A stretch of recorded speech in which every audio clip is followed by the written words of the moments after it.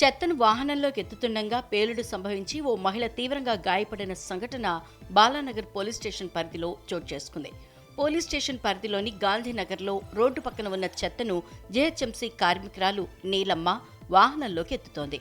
ఆ సమయంలో చెత్తలో పేలుడు సంభవించి నీలమ్మ కాలికి తీవ్ర గాయమైంది.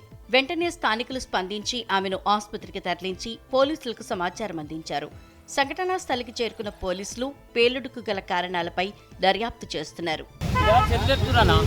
మొత్తం చెత్త ఎత్తిరు, ఆమె జాడి కొడుతుందంటే ఆ సంచిలో ఏందో తెలియదు. ఆ కట్ట ఇంకా తలగంగానే బ్లాస్ట్ అయిపోయింది.